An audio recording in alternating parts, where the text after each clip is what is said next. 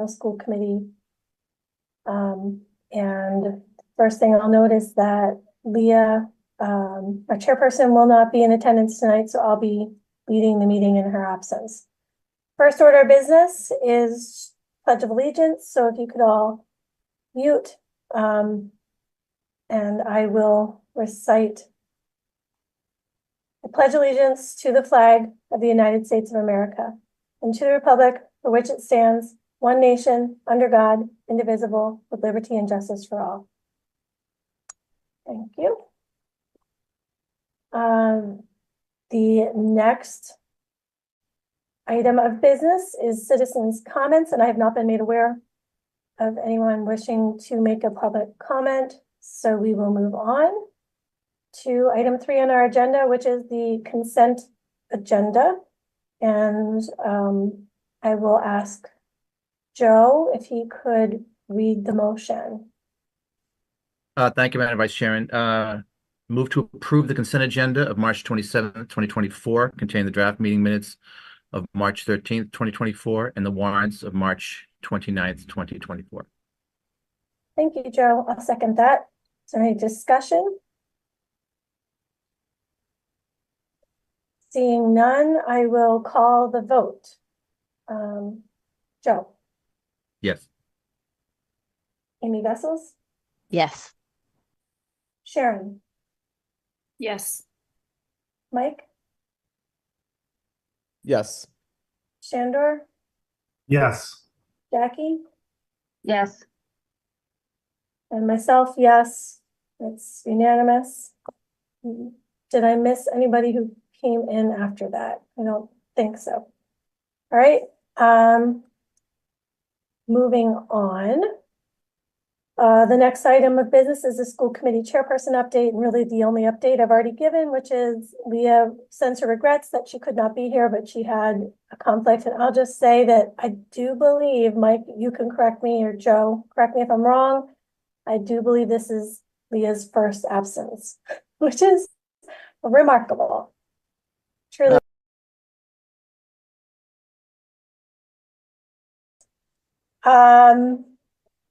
And we'll all strive to be more like Leah. All right, so the next thing is our student representative report. We are just flying through things, and I do see that we've got one of our student representatives here. So I'll hand it off to Hansi. Hi, everyone. Ava says sorry that she can't join. Her Wi-Fi is being really spotty today, but she wishes she could be here. So for today's report, this week students have been filling out surveys in all of their classes. They focus on the school-wide focus and the department-specific goals around student engagement. These surveys are being conducted in place of the Panorama survey, seeing how many students have expressed the desire to give their own feedback about their experiences in various departments. The Neshoba choirs had an eventful concert last night. All of our choirs performed outstanding repertoire, ranging from spirituals, folksy songs, pop, and some Southern Indian classical Carnatic music. We would like to congratulate Neshoba senior Jack London, who is the Neshoba recipient of the Worcester County Superintendents Association Scholar Award for 2024. And Neshoba has seen quite a bit of foreign exchange fun happening recently. A handful of our French students had the opportunity to travel to Quebec recently, and they report having a wonderful time. We were also super happy to have hosted our German exchange friends, and we wish them well as they depart tonight. Our sophomores recently took the ELA MCAS on Tuesday and today as well, and we'd like to congratulate our cadets for running a very successful CPR benefit marathon last weekend. To learn more, you can check out their feature in the Worcester Telegram. Students can make changes to their course scheduling for next year until April 1st. This is also when override requests are due. The junior class of 2025 is currently doing a raffle fundraiser. Each ticket's $20, and participants will have the opportunity to win either a Yeti cooler, a solo bonfire stove, 2 Stanley tumblers, and 2 stadium heat cushions. Finally, Ms. Rich will be sending out a Google Drive folder for photos from spring sports. We're requesting that parents send in pictures to go in the yearbook, and we want to make sure to have spring sport athletes sent in as soon as possible, since we only have one more week until the 2024 yearbook has to be submitted for production. That's it for tonight. Awesome. Thank you for that report. Do any school committee members have questions or comments for our student representative? Sharon, go ahead. I just want to make a comment. Hansi sold herself short a little bit there because she led the Indian music last night, and it was phenomenal. It was just such a great experience. And I also wanted to tag on to that I had the pleasure of being at the play a couple weekends ago, the band concert last week, and the chorus concert last night, and they were all phenomenal, just phenomenal. So kudos to all those kids. Thank you, Mrs. Pock, for your compliment as well. Lots of good things happening in a really active arts and music department that we should all be really proud of. The kids put a lot of work into it. I was at the play also. It was hilarious and so well done.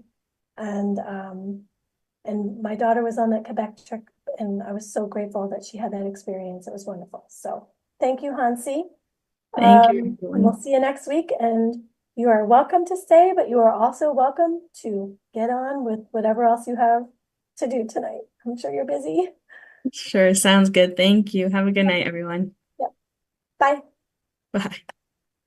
All right, and let me get back to my agenda here.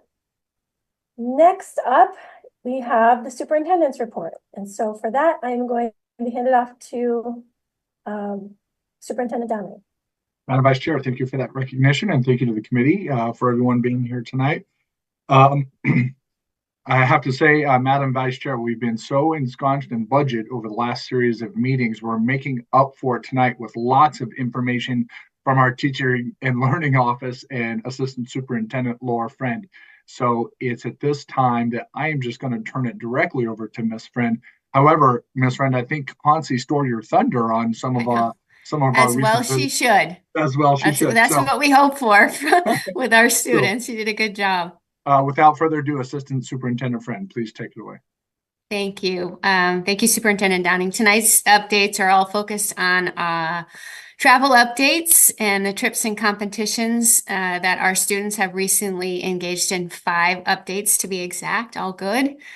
Thank you to the school committee for approving our travel opportunities for our students. And thank you to our chaperones and our trip coordinators and our parents and our teachers, because these trips would not be a reality without your support and their support. We could not offer these opportunities, which are pretty unique for our students, without your support. So thank you. First update is about our high school concert band and festival choir and traveling to Orlando in February. They presented 2 concerts in downtown Disney and benefited from clinic sessions with a Disney musician. So many skills learned, I've heard, what it's like to be a professional musician and record a soundtrack to film. They also had a lot of fun, including enjoying a bit of time at Disney World as well, of course. So a good trip for our music department at the high school. The second update is an update that Hansi referenced about our German Gap Exchange program. In early February, 7 students and 2 teachers from Neshoba traveled to Germany for 2 weeks. They lived with host families, attended classes, visited Nuremberg and Garmisch, and from all of the reports that we've heard from them, they had a great time. There are photos included in the update. Not included in the writing of this update, and Hansi mentioned it, is the second part of the Gap Exchange, and that's the visit from our German guests to Neshoba, which has occurred over the past 2 weeks, and our friends left today. In like fashion of experience, our German guest students live with our Neshoba host families. They attended classes, visited famous sites. They walked on the Freedom Trail. They visited Faneuil Hall and Old Sturbridge Village. Superintendent Downing and I had the pleasure of meeting our German guests at a meet and greet at the high school last Wednesday, and it was great to meet them and hear from them. The third update is about our Quebec trip. Students just returned from a great and cold and snowy, we're glad they're home safely, on Saturday trip to Quebec. It was a full itinerary with lots of sightseeing, enjoying the culture, a ferry ride, and lots of eating, and photos are included in the update as well. Again, thank you to the chaperones for making these trips happen. The final two updates are relative to competitions that our students experienced. DECA, first up, our Neshoba DECA team was well represented, as we knew it would be, at the Mass DECA State Career Development Conference in Boston in early March. We had 104 students compete against 3,800 DECA members across the state. We are excited to share that Neshoba finished with 22 state champions, finishing in the top 5 in their categories, and another 13 earning recognition by finishing in the top 10 in the state. Shout out to Mr. A and Miss Norton for their leadership here. Along with our students, our 22 state champions will now compete globally at the DECA International Conference in Anaheim in late April. There's a slideshow attached to the update for more information about the Boston competition and photos too. And then finally, robotics trip update. Robotics had a great turnout at the New England District Hartford event. They finished second seed out of 34 teams in 12 qualifying matches, which is pretty impressive. A great competition. We encourage you to check out the video that's linked in the update. I watched it twice, first to understand what I was watching, the second time to really appreciate the efforts of the robot and the team and the communication, which was pretty impressive. The next step is the first World Championship in Houston on April 16th. With no luck needed, we wish them the best of luck.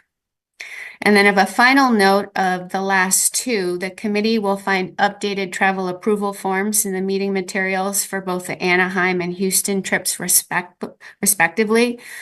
Preliminary approval had been granted for DECA in early October and for robotics in November. We'd been waiting on our team and student performance for next steps and to solidify planning. This is reflected in the completed travel forms provided by, I believe, Ms. Masterson sent those over today. Those are it for the 5 updates. A lot going on there, a lot of movement and activity for our students at the high school, which is great. Ms. Brenda, I think you can, we can actually, those are the announcements. We'll pause before we move on to the strategic work if there's any questions from the committee. The only thing I wanted to say is I didn't see those posted in the meeting materials, so I think we'll just follow up with you after the meeting to make sure those end up there. The forms. Jackie, is that what you were gonna say? Yes. Okay. Amy, what are you referring to? The travel request forms? Yes. Yeah, they're in there. You probably haven't looked at them since I uploaded them. I'm on the website right now and I don't see them, so we can touch base. Have you had your browser open for a while that you need to refresh it maybe? Okay, I'll try doing that. I have actually. Anything else before we move on with the rest of the update? I'm not seeing any hands, so go back to you, Superintendent Downing. All right, Ms. Friend, let's move on. Passing the baton. All right. First strategic update is just a recap and an update about how our March 15th Professional Development Day went.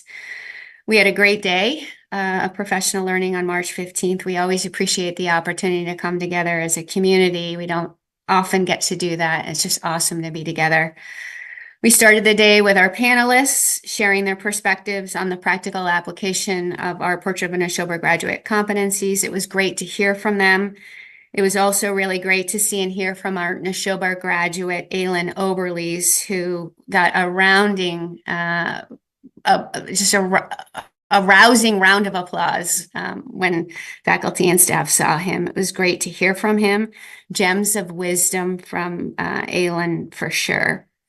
The day offered a variety of options for our Neshoba educators in support of our strategic plan. We had 39 faculty and staff present and facilitate a session, which is 10 more from last year, which is fantastic. We had 2 current Neshoba students presenting. I believe I had mentioned that to the committee earlier. Our EMT cadets provided hands-on CPR training in the upper gym, and 23 student ambassadors helped throughout the day with all things big and small. It was great to have them with us as well. Also, 8 colleagues from neighboring districts volunteered their time to help us learn and run a session. So it was great. The feedback from the day was positive. We've provided, I provided for you the respondent ratings, the overall respondent ratings in the update, and some of the open field comments. Of particular note for us, which we hope to see in large part, were comments relative to the articulation of the connections to our strategic work, which we are engaging in. So overall, it was a positive day, and we appreciate everyone coming together and learning together. And we also appreciate the school committee support. And I know a couple of our school committee members, we were honored to have them join us on that day as well. So good day, and we're looking forward to next year, which will look different, but we're looking forward to next year. Great, thank you. Any questions on this portion? Okay, Chandra. I just wanted to say I was fortunate to be able to attend and spend the day at the conference, and it was excellent. It was great. Just clearly, the rock star of that opening panel was the alum Aylin there. It was. I was sitting next to a teacher who pulled out her cell phone and found an old photo of a much younger version. And it was like, I know him. But I think what was awesome was that he challenged the audience at the start of the day to embrace creativity and create those opportunities. And he shared some examples of some powerful moments of his learning at Neshoba.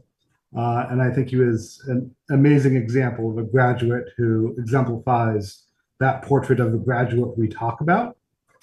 And being a tech guy, I also was happy to hear a lot of talk about artificial intelligence, and not just, oh my God, it's going to help people cheat and take our jobs away, but a much more constructive, positive thing in recognizing that humans still are going to have an important role in the future, and we need to prepare them for that.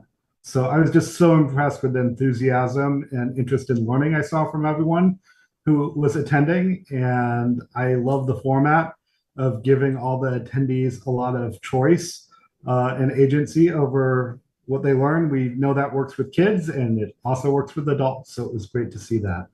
So it just was a wonderful PD day, and I was very impressed. Mr. Simon, thank you for those words. We're honored that you were able to be with us, as well as Ms. Pock was able to be with us as well. So thank you both.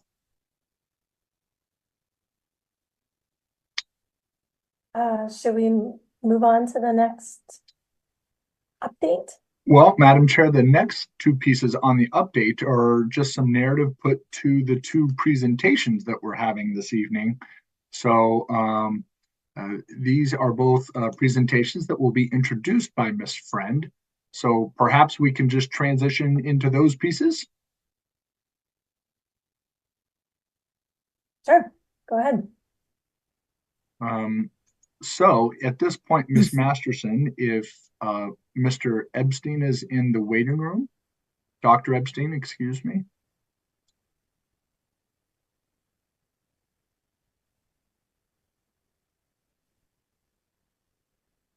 Wonderful. So at this point, I'm going to turn it to Assistant Superintendent Laura Friend to introduce our guest this evening. Sure. and I know Superintendent Downing, you could aptly introduce Dr. Epstein. So thank you for the honor of doing so. But we're very pleased to welcome Dr. Epstein to speak for, I think we said about 10 or 12 minutes to the committee this evening, just to provide broad strokes overview of calm, compassionate teaching. He's been working alongside our district for 2 years now. And we have grown so much from his framing of understanding of student behavior. And he will present to our families next Thursday evening at 6:30 on impact of the pandemic and resiliency and problem solving for parents and educators and students. So we encourage our families to join us in that presentation next Thursday evening, 6:30 via Zoom. Link is in the common, has been and will be again this Friday. But Dr. Epstein, I turn it over to you to impart your wisdom in 10 to 12 minutes, which I know you can do, but you have so much to share, and it's all about framing our thinking about student behavior and the communication, what behavior tells us. So thank you for joining us. Thanks for having me, Laura. I appreciate that. And I really thank you all for, I know your time is precious and you have a lot on your plate. So I appreciate having a few moments just to share with you some of the work we've been doing and the orientation behind this work, and to save a few minutes to have, if you have any questions about what I'm describing tonight. So I want to preface this by saying that this work that I'm going to describe is part of broader efforts within the district to address the social emotional learning needs of the students. And so Laura has been a fabulous partner in kind of addressing some real important needs on the part of the Neshoba students, and so this is a piece of those efforts to help kids succeed not only academically but socially and emotionally as well. I know I'm going to be preaching to the choir here a little bit when I say that research is pretty consistent that teachers are consistently telling us one of the biggest stressors in their jobs is managing difficult student behavior. And one of the biggest frustrations that teachers have is the sort of lack of behavior change, lack of responsiveness to kind of some of our, fairly widely used and traditional behavior management tools.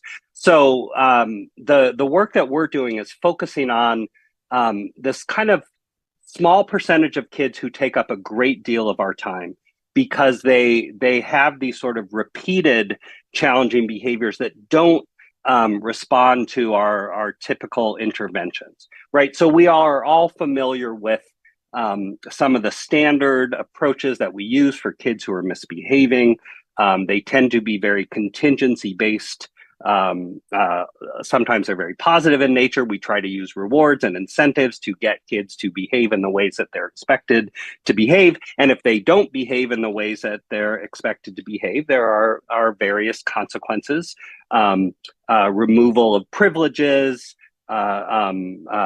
up to more significant kinds of consequences, suspensions, in-school suspensions, out-of-school suspensions, and that kind of thing. And one of the things, again, that the research has shown pretty consistently is that there are a large percentage of kids who are struggling behaviorally that don't respond to these traditional approaches. In fact, typically 30 to 50% of suspensions are repeat suspensions. And sort of by definition, those approaches, if they're working, should be self-eliminating. In other words, if they're working, we shouldn't have to continue to use them. So if we have kids who are misbehaving in sometimes very serious ways, and we are using these kind of contingency approaches, rewards, consequences, incentives, and the like, and the behavior isn't changing, then by definition, those approaches aren't working. There are reasons, very clear. The research, especially in kind of more recent years, has told us very clearly why those approaches have not worked for this kind of small percentage of kids. Essentially, it's the kids that these approaches are applied to the most, that tend to benefit the least. And that is because the mechanisms by which those approaches work are not applicable to some of our toughest students. And to illustrate this, I'm going to kind of do a thought experiment with you all. So I want you to imagine that you're going to the gym, you've decided you want to start working out, you want to get stronger. So you go to the gym and you're working with the trainer, and the trainer hands you a couple of dumbbells to do some bicep curls, takes a look at you and says, these ought to work, and gives you a set of 25-pound dumbbells to do some bicep curls, and you cannot do it. You just are not strong enough. And they try, and eventually they get to the 5-pounders, and you're like, yeah, I can do these. So you are only strong enough to lift these 5-pounders, right? And your goal, the trainer is saying, for a person your size and age, you should be able to lift 25. And you just can't. You're not strong enough. Your muscles aren't strong enough. You can only do the 5. And so now that trainer has a task. The trainer's task is to get you from the 5 pounds to the 25 pounds and maybe even beyond, right? So how is the trainer going to do that? Now, if this trainer said to you, look, buddy, here's the deal. You should be able to lift 25 pounds for your age. And actually, if you don't lift 25 pounds, there's going to be some serious consequences. You're not going to be able to lift groceries. You're not going to be able to lift your kids. So you need to lift this 25 pounds, and then gave you the 25 pounds again. Would you be able to lift it? Of course not. Now, what if this person said, all right, here's the deal. I'm going to give you $50 if you can lift that 25 pounds. And you picked up the 25 pounds. You going to lift it? Of course not. You're not strong enough. And let's say they even took it a step further. I'm going to deduct $100 from your bank account if you don't lift those 25 pounds. You're going to be motivated. You're going to be incentivized. But you're not going to lift the 25 pounds. Why? Because right now, your strength is only enough to lift 5 pounds. Interestingly, this is the mechanism by which most of our traditional behavioral approaches are designed to work. They're designed to do 2 things. Teach information. You are expected to lift 25 pounds. That's what we expect of you. And try to motivate. If you lift those 25 pounds, I'm going to give you some cash. Or if you don't, I'm going to take away some cash, right? So traditional contingency management approaches are designed to teach information and try to motivate. Here's the problem with that. If you don't have, in this case, the strength, or in the case of behavior, the skills to engage in that expected behavior, it doesn't matter if you have the information, the knowledge that this is expected of you, nor does it matter if you have the incentive. I really want that $50. If you don't have the skill, you're not going to meet that expectation, regardless of the information that you have and the incentive that you have. And interestingly, this is how our traditional behavioral approaches are designed to work. And the reason why they work for the kids who need them the least and don't work for the kids who they are applied to the most is because the kids who are consistently not meeting our behavioral expectations, who are consistently truant from school, not getting their homework in, engaging in physical aggression or verbal aggression in a sort of consistent way and aren't responding to those traditional interventions, that behavior continues to occur because they don't have the skills. Now, in the case of the weight training, we're talking about physical strength. But in the case of these behavioral expectations, we are talking about skills that have been identified, again, for a very long time. Daniel Goleman pulled this information together beautifully about 25 years ago in his seminal book, Emotional Intelligence, right? We're talking about things like your ability to understand and recognize and label and articulate your feelings. We're talking about your ability to control your impulses, to regulate your emotional state. We're talking about your ability to have a perspective that allows you to think about the perspectives of others, not just yourself. We're talking about skills that allow you to plan and organize and focus. We're talking about skills that allow you to think flexibly, not in a sort of rigid all or none way, but in a more gray, nuanced kind of way. These are all skills that people need to navigate life's challenges. And if those skills are not where they should be for their age, then we see behavior problems. Now, I want you to think about a 2 or a 3-year-old, right? And think about some of the basic skills that a 2 or a 3-year-old doesn't have because they're 2 or 3. They're not very good at managing their emotions. They're not very flexible in their thinking. They're not very good at labeling their feelings, right? So what do we see? We see a lot of physical aggression. We see verbal aggression. We see tantrums and meltdowns. We see refusals to do things because they're 2 and 3, and that's expected. But as they get older and those skills develop, we see less and less of those behaviors because they're getting stronger in these skills and they can meet the expectations of their environment. There are kids who are wired in such a way that those skills don't develop at the pace that is expected. They have developmental delays in skills such as labeling and articulating their feelings, managing their emotions, tolerating frustration, thinking flexibly. And the way that that plays out in their environment is it comes out in inappropriate behaviors, refusals, physical aggression, verbal aggression, all the kind of same things we see in younger kids because their skills are like a younger child. So when we approach those kids in the ways that saying you can't behave this way, and if you continue to behave this way, here are these going to be these consequences, we don't get behavior change because these are about skill struggles, not poor motivation or lack of information. Now, here's the good news in terms of the schools. We already have a template in our schools, a very good template for addressing these kinds of skill delays and skill struggles. And that is our a special education system, particularly when it applies to learning disabilities, right? So if I have a 5th grader reading at a 1st grade level, and I've assessed what particular skills are delayed, and I find that this student does not process phonological information like a 5th grader, does not make those sound symbol associations like a 5th grader, that those skills are delayed, that those skills are more like a 1st grader, do I come to that 5th grader and say, look, buddy, you're expected to read like a 5th grader. And if you don't continue to read like a 5th grader, there's going to be some serious consequences here. Of course not. I would be thrown out of the special education system if that's how I approach the learning disability. No, what do? We teach the skills that are delayed, and we do it incrementally in the same way that weight trainer isn't going to give me 20-pound weights. It's going to give me 5-pound weights and then maybe some 10-pound weights. And as I get more reps and practice, he's going to give me 15-pounders. And then as I get some reps and practice, he's going to give me 20. And eventually I'm going to work my way up.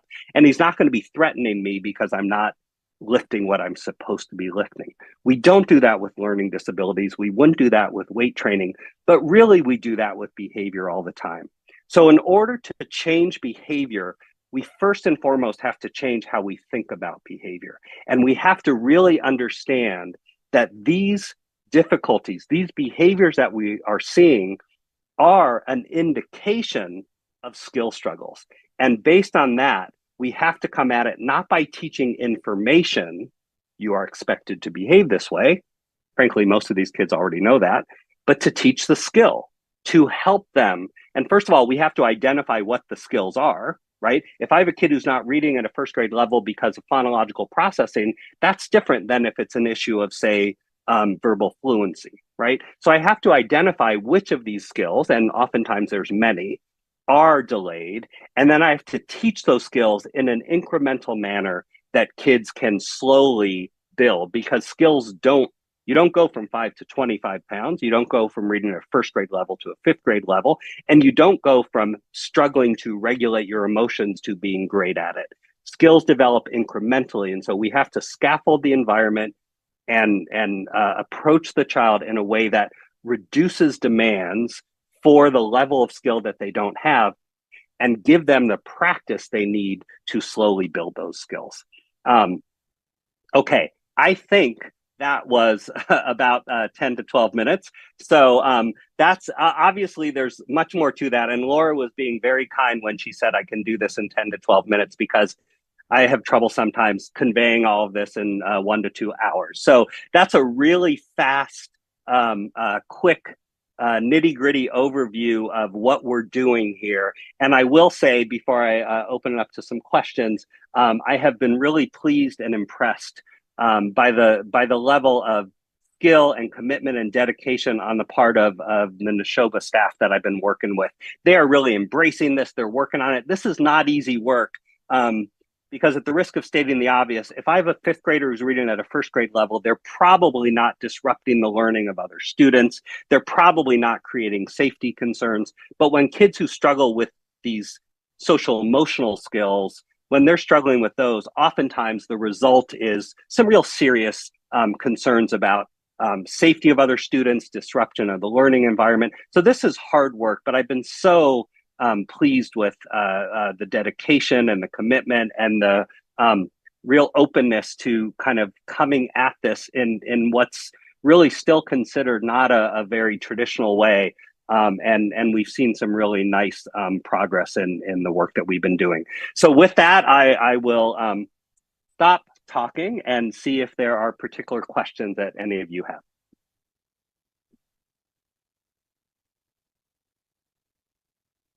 While I'm waiting to see if any of my fellow members of the school committee, oh, I see a hand up. So I'm gonna go to Mike and then come back to what I was gonna say. Go ahead, Mike. Thank you, and thank you, Mr. Epstein. That was awesome. I'm 100% philosophically on board with you. As you were, using these metaphors, the first thing I thought of was my own classroom and recognizing deficits or sort of like emerging skills. And I wonder how you manage the time constraints that are a reality in the classroom, right? So I've got a kiddo who's got a skill limitation or developing a skill, and we work towards it and we work with them. And in the meantime, I've got a handful of kids that are sort of moving forward. And while we're developing this skill, that creates this unintended consequence of a content lag. So how do you manage both slowly developing a skill and also keeping pace with the timeline that is a reality in most classrooms? It's a really good question, and it's a really significant challenge, right? What I would there are a couple things, and obviously in the time that we have, it's hard to go into tremendous detail. But what I'll say broadly speaking is that there are a couple things we need to do. One is, I always say go slow to go fast. Oftentimes the way that we sort of intervene actually ends up making some of that progress take even longer. So the first thing we need to do is really set up with what one of my mentors, Dr. Ross Green, calls a user-friendly environment. By understanding this particular student's skill profile, we can scaffold things in the classroom in a way that helps maximize their progress. And oftentimes, a lot of our practices actually not only don't maximize their progress, slow it down. We intervene in ways that are just frustrating for kids, that end up with them spending less time in the classroom. So what we really need to do, one of the best ways to think about this is we need to differentiate for those students in the same way that we differentiate for kids who have academic struggles, right? And those students are also not necessarily going to be progressing at the same rate as the other students in the classroom. But how we structure their environment can make a tremendous difference. And yes, there will be limitations, because when you have these skill deficits, it does impact the rate of progress. But there are things we can do to maximize the progress. And oftentimes the way we're structuring environments for these kids actually slows it down, if that makes sense. Thanks for that question, Mike. I also saw Dana's hand up, so why don't we go to her next? I do want to say that this is a great presentation. So I'm not in the educational field, so hearing about social emotional learning from this perspective, I feel like was really valuable. So specifically understanding that these issues are lack of skills. So what I'm curious about though, would you say if this is a new problem facing schools and teachers? Like, is this something that used to be taught at home and now we're no longer seeing that? I just didn't know if you have any sense of like root cause. Are this expectations changing, becoming higher? Is this just, I don't know, some sort of generational shift that you would see? It's a really good question, and what I would say is no, this isn't a new problem at all. Now, I'll put a little caveat to that, which is to say that certainly in recent years, and obviously we are dealing with a fallout still from the pandemic that has really not only we've seen impact academically, but we have certainly seen social emotional impact. Rates of depression and anxiety among youth really have dramatically increased just in the past few years, attributed to a lot of what kind of went on during the pandemic. So in that regard, yes, there is some newness to the intensity of that. But that aside, this isn't new at all. In the same way that learning disabilities, it's interesting. We started addressing, just historically, I'll tell you kind of very quickly, right? We didn't really start to address the skill deficits associated with learning disabilities in a broader way until the early 70s, right? That's when the initial special education laws passed. But we knew about the skill deficits of learning disabilities as early as the early 1900s. There was a 1909 paper published identifying some of these skill deficits. So these struggles aren't new. It's just that it takes a while for the research to kind of catch up with the practices. And so this information about these kinds of skill struggles, kids have always had these skill struggles. And I know sometimes we hear a lot about, back in my day, we didn't treat people this way and that kind of thing. Kids have struggled in this way for a very long time. We have learned a lot, even in the past 20, 25 years about this, but these kinds of struggles have existed, really since the dawn of time. Now, a whole nother can of worms to talk about cell phones and social media and the ways that impacts kids' social emotional functioning, which is a somewhat more recent phenomenon that certainly has an impact. But in terms of this overall dynamic, this isn't new at all. We just have a much better understanding than we used to. Okay, and just one more quick question. Sure. So do you think that like the shift from like removing certain authority that individual classroom teachers used to have is helping or hurting this skills gap? Well, it's a great question, and it really it poses another question, which is what we mean by authority and how we define authority. So in this approach, we define authority somewhat differently. A person in a position of authority, a disciplinarian, if you will, is a teacher. And again, what we're trying to teach is not you are supposed to do what you are told. What we are trying to teach are the skills that enable kids to do what they're told, enable kids to handle life's challenges. So it's a more nuanced question that is not just, have we undermined teachers' authority? It's really more about how we define, thinking more complexly about how we define authorities. Authorities are in a position to teach. And it's not, again, teaching information. You should do what you're told by people in power. In fact, I don't think in the broader sense of things, that's what we want to teach. We want to teach you skills to be able to handle life. And that's where I think we're falling short. All right, thank you so much for the question and the answer, Dr. Lepsey. I see Jackie has her hand up, so we'll go to her next. Yeah, I just wanted to say thank you to you, Dr. Epstein, and if any of our families and community members are watching, to take advantage of the opportunity to hear you speak next week, because like using your your weight analogy, right? Like when you're with one trainer and you can lift 5 pounds, but then you go out at home or in the community and you're with a different trainer and you can lift 2 pounds. Like we all have to have that same language. So it's a good opportunity and an amazing resource for our district. So I'm just encouraging our community to take advantage of this opportunity. So thank you. Thank you. Yeah, I appreciate that. Yeah, you stole my thunder there, Jackie. I think this is, personally, I want to just express my gratitude for having, to the administration for bringing Dr. Epstein to the school committee so we can benefit from learning about the professional development he's offering our educators. I think it's, you know, going to benefit all the students in our district. It's very student-centered, and I really love how it sounds like the focus here is to meet kids where they're at, you know, and not demand them to whatever standards we're setting for them. So with that, I don't see any other hands up.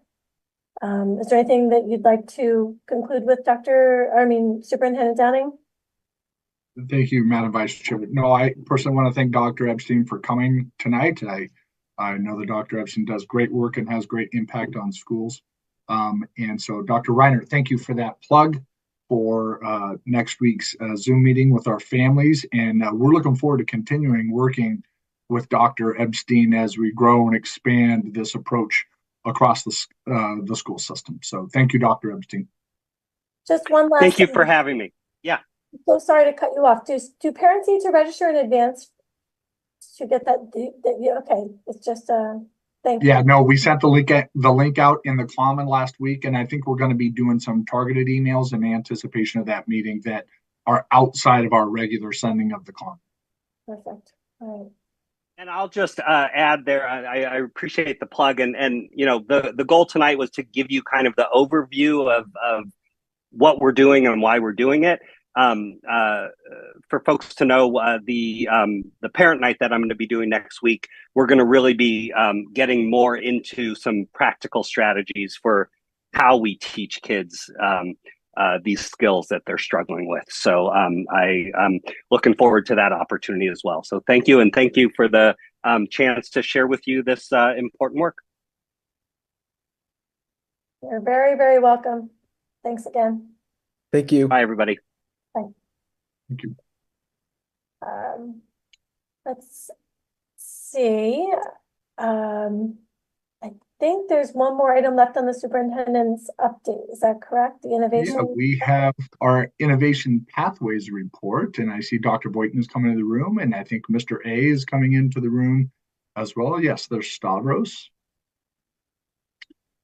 So last week, you had an opportunity to hear about the innovation pathways work that we're doing here in Neshoba. I'm going to turn it again back to Assistant Superintendent to introduce our guest presenters tonight regarding innovation pathways. So Assistant Superintendent Friend. Thank you, Superintendent Downing, with definitely passing the baton around. It is that night. We're playing a little bit of catch up. I am so pleased to introduce my colleagues, Dr. Boynton. I'm going to try and say Mr. A's whole name, Mr. Andriopoulos and Mr. LeBlanc, who are critical members of our Innovation Pathways Planning team. Thank you for being here tonight and for all of your hard work for the past year and a half, maybe even 2 years, to help get us to this place, which is this evening, presenting an Innovation Pathways Planning presentation to you. We have been talking a lot about innovation pathways and referencing innovation pathways. And so this evening, we're excited to provide you with what it's all about, an overview of our pathways program, what the pathways are, what they will mean for our students, the timeline, next steps, some exciting information and updates that Dr. Boynton specifically is going to share, and what we see these pathways are for us at Neshoba, and that hopefully is just the beginning and a critical, exciting next step in our future at Neshoba. So we're going to take turns with the slides. It's a short presentation, and then we'll offer to the committee any questions at the end. And I believe that Alita is going to share. Is that true, Alita? Or, oh, yeah.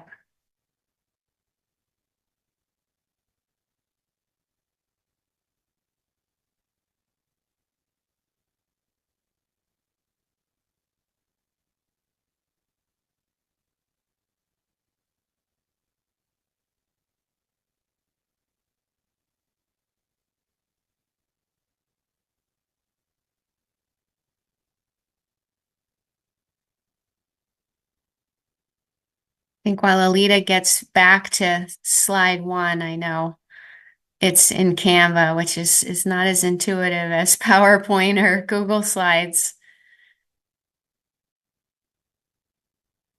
Stop being an innovator, Mr. A. My apologies. All right, there we go. So as I had mentioned, we're going to tag team the presentation this evening. We're just so super excited about the possibilities for our Innovation Pathways program and the opportunity for real world relevant experiential learning for our students. And I'm going to turn it over to Dr. Boynton, who is going to speak to slide 2, 3, and 4. Why, what, and what it's all about. Thank you, Assistant Superintendent Friend. Can everyone hear me? I'm trying on my AirPods tonight. So I would be remiss if I didn't share that this really is an endeavor 2 years in the making. Last year, Mr. LeBlanc and a sort of an adventurous group of staff members began the exploration of the innovation pathways during professional learning time at the high school, and made the point of going on several visits to high schools that were implementing, and became really, really excited. And so they were sort of the vanguard of the push to really deeply explore the pathways at Neshoba. Also Stavros and his hard work all of this year, the team of teachers who was yeoman's work to put together our grant application. And we couldn't have done this without the support of Laura Friend and Teaching and Learning. Our why behind the pathways is really to design more engaging and meaningful real-world learning experiences for our Neshoba students. A part of the pathways is to create robust post-secondary options for all Neshoba students, whether they be in career, in service, in military, or in college. And you'll notice that there is, it's deeply rooted in equity, and a focus on fields that have been identified by the state of Massachusetts as high needs. And so it's data driven as well, taking a look at the future of professional careers and the world of work in Massachusetts for our students as they down the line enter the workforce. Alita, next slide, please. So pathways. Pathways are, in essence, real-world experiential learning for our students, both technical and advanced coursework that take place within Neshoba's course of study. Strong partnerships. So one of the foundations are these strong partnerships with employers to expose students to career options, as well as discovery experiences within a chosen field of study before they graduate high school. And then the culminating piece, again, is through this 100-hour internship and capstone experience that students engage in their senior year. And one of the things that we've heard from our students is that this type of real-world experiential learning is something that they are really, really interested in wanting to do at the high school level. Next slide, please. So the Commonwealth established, I think Career Pathways has been around since about 2017-18, so just pre-COVID. And the Commonwealth has recently established a goal of having 50% of students in these high quality college and career pathways by the year of 2027. And so far, 177 schools in Massachusetts have received this DESE designation. Some schools have pathways that are their own design, but these are specifically designated by the Department of Elementary and Secondary Education. And then 1 in 4 high schools in Massachusetts either has an established pathway program or is in the application process. And I am thrilled to announce and share in the middle of our presentation that we had an interview on Friday, March 22nd with Jennifer Guatkin, who was our liaison with the Pathways program. And she gave us a preliminary notification that we have been named a pathway designated school. We got her permission to share that this evening. We shared that we were presenting to you all this evening. So I'm thrilled to share that Neshoba Regional High School will be a Pathways designated school for business and finance, as well as advanced manufacturing and engineering. And that also comes with some grant funding as well. We also learned at that meeting that we are the recipient of a Skills Capital grant as well. And so more details down the line when we get communication. So phenomenal news for Neshoba, really exciting. And my understanding through Jennifer is that there'll be an official announcement as early as tomorrow, a press release from I believe the governor as well as DESE, joint press release as early as tomorrow, communicating those pathway designated schools, of which Neshoba is a part. So yay, we got it.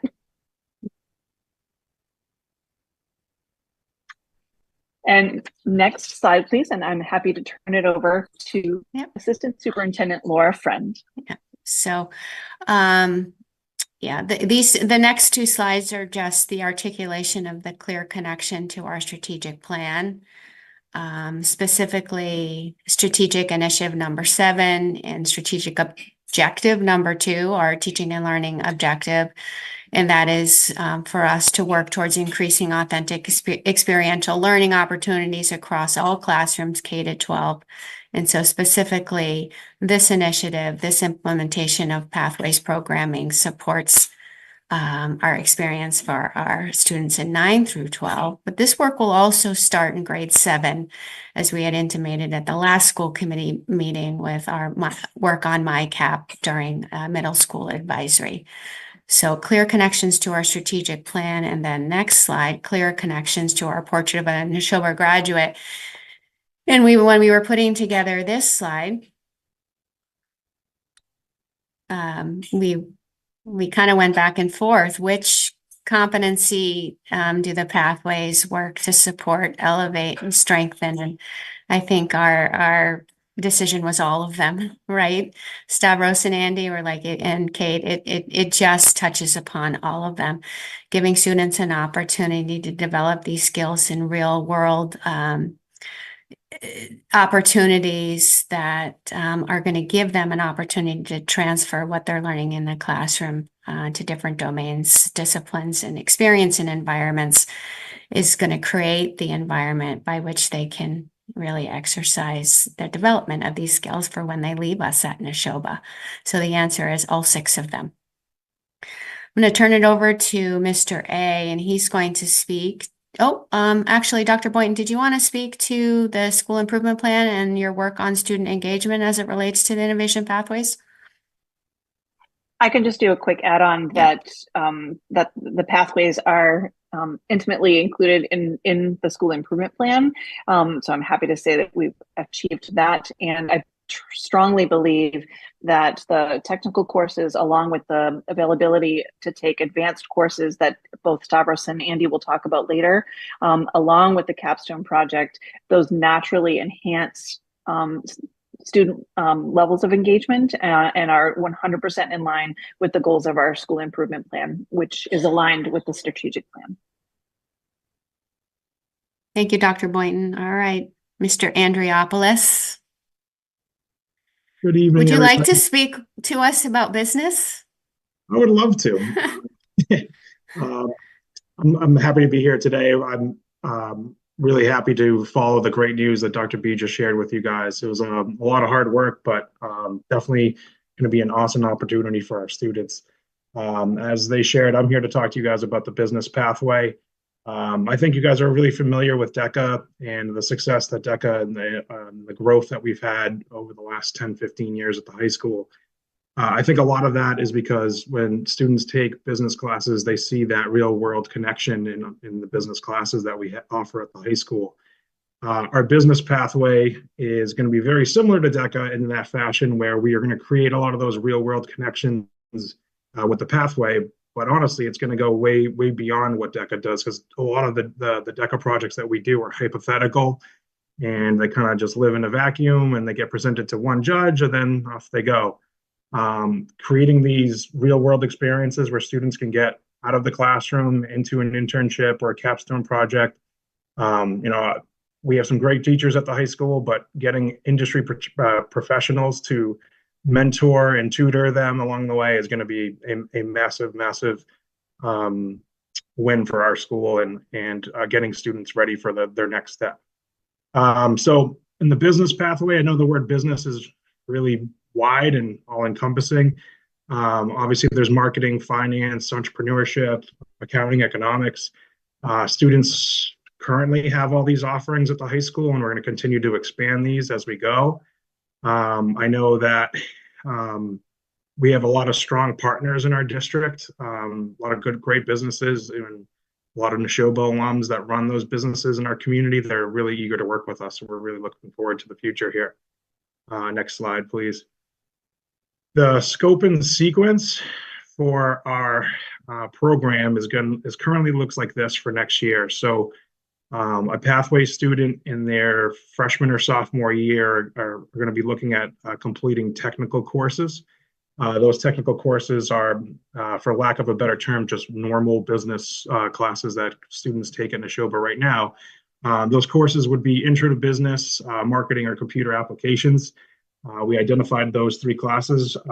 Mostly Intro to Business is a great fit because it honestly, it's a taste of all the industries that we just talked about, all the career clusters that we just talked about in the previous slide. Marketing is a very, very popular course with students, and obviously, no matter what industry you go into, even if it's not in the business industry, it's really a great skill to have. And then we all know that computer application skills and knowing your Canva and putting together a really innovative presentation, but also your Microsoft Office certifications that students can learn and get really important industry recognized credentials along the way are going to be great for us. Once they fulfill the technical requirement, they would move on to advanced courses. We currently offer accounting. Our accounting course at the high school right now has an articulation agreement with Quinsigamond Community College. So that's already built for us, where students could take it for Neshoba credits, but also take it for college level credits. As you guys know, advanced placement psychology or in statistics also would count for college credits. Product development, the course that you guys see there in the middle of the screen, is a new course that we plan on launching this year for in the fall for the very first time. We're really excited about that course because it fits really, really well with the business, marketing, entrepreneurship side of things, but also with the pathway that Andy LeBlanc is about to speak to you guys a little bit about. So it's kind of two birds, one stone, but also some of the most innovative entrepreneurship type of classes that I've ever seen have a lot of that business, but also the engineering side to them. So we're really excited to offer that next year for the first time. Of course, this whole experience concludes with a 100-hour internship in capstone, which is honestly the most exciting part about it all, where students could leave the building or even stay in the building and get that real world experience. I'm going to pass it over to Andy LeBlanc, who is the whole reason we're here, to be honest. He brought this idea to our school, and it's really awesome to kind of get it off the ground with him. He's a great teacher, and he's going to be running the advanced manufacturing engineering side of things. All right. Well, thank you, Mr. Andriopoulos. Quite an introduction. Yeah, so as I was investigating these pathways, the more and more folks that I talked to that were involved across the state pretty much told us we're doing 80 or 90% of it already. And by adding a couple more things, we really could give our students these experiences and be able to make connections and really grow and prepare themselves for either career or for the workplace. So I think in both these pathways, that's what we're looking to provide. So as we spoke with our local workforce labor boards, they identified Central Massachusetts as having a high need for workers in these areas that you see up on the screen. Technicians and infrastructure, sustainability is really going to be taken off in the future. But we're also, we need more manufacturing engineers in this area, as well as industrial engineers. And also people who can design, fix, and work with robots. I mean, those are all things that are being developed right here in Massachusetts. And I think this pathway is going to be an incredible way to connect students with all these different areas. Next slide. Thank you. So in my area, our next year's freshmen and sophomores would be able to take the engineering drawing courses, which are CAD related. We do a lot of 3D printing, robotics, and drones. We're competing in different competitions, getting a full year experience with that. And then the metal and wood shop fabrication courses. With these classes, they would receive an OSHA certification, an OSHA 10, which we've been doing it for a couple of years, and I've heard a lot of students come back to me and say, "Hey, it got me a raise or get my foot in the door to get even a summer job." But we will continue to provide that. That would be the first kind of check mark that they would achieve. And after that, their junior and senior, we're going to take some training this summer and Project Lead the Way, which is a really robust engineering course, as well as that product development course that Mr. A was talking about. And then students can also take AP Physics. So if they take 2 of those courses, they'd be able to move on, and their spring semester of their senior year, we'll be looking for internships and capstones. And I'm happy to report that the more that we get this out, the more businesses are contacting us and letting us know that they're interested in the Neshoba students, and they want to have kids come and work at their places. So I think we're in the right path, and this is very exciting. Thank you. Thank you. Alita, can you do the next slide? We have just a couple more slides. Okay. Stavros, I think this one's you. No problem. So as Andy said, we've been out there hitting the streets, talking to the community, engaging our stakeholders. So obviously it begins with students and families, and then a lot of internal staff and guidance counselors, deans. Those are the ones that will help us grow the program. So those discussions are well underway. Andy and I were just at at the Lancaster and Bolton middle schools yesterday, meeting our future freshmen, which are just great kids. We really enjoyed that opportunity yesterday. We'll be heading into Stowe on Friday. Besides the internal stakeholders, we actually, Laura and I, in a group of students, recently met with our local Rotary Club over at the Houghton building, which I learned was the initial high school about 100 years ago, which is really cool to go see, and all the history in that building. But we have like I said earlier, we have a really rich community filled with Neshoba alumni that are really, we're looking forward to creating those partnerships with. We already have 3 partnership agreements signed and formalized, 1 in the business side of things and 2 in the advanced manufacturing and engineering side. So we have had a lot of discussions. We've had 3 formal agreements too with our local businesses, which is really, really exciting. We plan to create a student ambassador program. One of our ideas is to pilot this program with a couple current sophomores that will turn into ambassadors and help us grow the program. And then one thing that we'd really have been talking about recently is getting into our school councils, our CPAC, and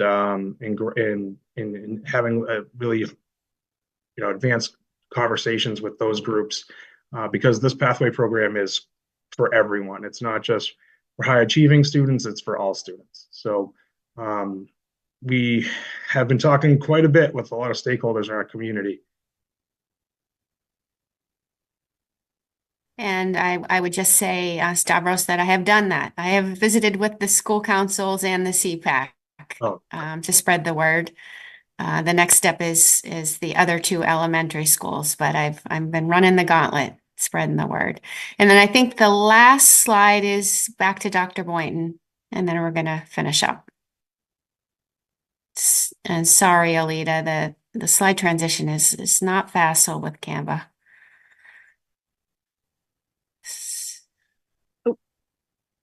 I guess that's it. What's next? What's next? I can speak to what's next. Okay. And actually, it's in process because Stavros spoke to this already, that he and Andy, along with some students, have gone over to the middle schools. Last middle school, it will be at Hale on Friday, right, Stavros, as you mentioned. I did get great feedback from Sean, Mr. O'Shea, as well as Mr. Bates, that the presentations were wonderful. And there's a buzz amongst the 8th graders in Lancaster and Bolton about this. And also some targeted meetings and informational sessions with our guidance counselors at the middle school, as well as our deans and teachers, to inform folks. I will say that Stavros came and presented to all the principals last week at our principals meeting to inform them about our Pathways project in the anticipation of us securing the designation. So that presentation happened before our interview with the Department of Elementary and Secondary Education. We have a family informational Zoom meeting that will be taking place on April 2nd at 7 p.m. And information has gone out to families about that. I know that we're in the works of signing up Andy, as well as Dan Barabee, for Project Lead the Way training for our lead teachers. And then we are continuing to explore enhanced partnerships with local higher education to develop advanced coursework, look at additional opportunities for dual enrollment for our students, for participation and enrollment in the advanced coursework. So in addition to our QuinSig agreement, we're looking at other opportunities for higher education partnerships. And then we plan to implement in the fall of 2024. Really, really excited. And so with that, I will end the presentation and turn it over to questions that any one of us can respond to. Thank you so much, Dr. Boynton. Let me look around. I see Dana has her hand up. So why don't you start us off? So I just wanted to see if you received the email I sent you about BeaverWorks, because I work at MIT Lincoln Lab, and there's a great summer program that I think feeds like right into all of this, that I could think would be a great opportunity for our high school to be able to participate in. Who's that question for? Oh, oops. Dr. Boynton, or you're muted, Dana. Sorry, that was for Dr. Boynton. I will have to double check and get back to you to see. I think that sounds wonderful. I think BeaverWorks, I've heard great things about it. And then if it turns into something that would be a great partnership, I think Stavros and Andy and I would love to learn more about how that could work. Okay, perfect. If you can't find it, just reach out and I will resend you the information. Wonderful. Thank you. Okay, on to Sharon. I just wanted to say this is just so exciting. I can't even think of another word. This is just awesome. And I want to thank you, each of you, for your vision and for your work, and for your commitment to getting this program going, to creating this. It's just awesome. I do have a question, and my question is, So it looks like there are two pathways programs, the business pathway and the advanced manufacturing. And within each of those, there's multiple options of different paths, I guess. I'm not quite sure what the right word is, but that kids can follow on there.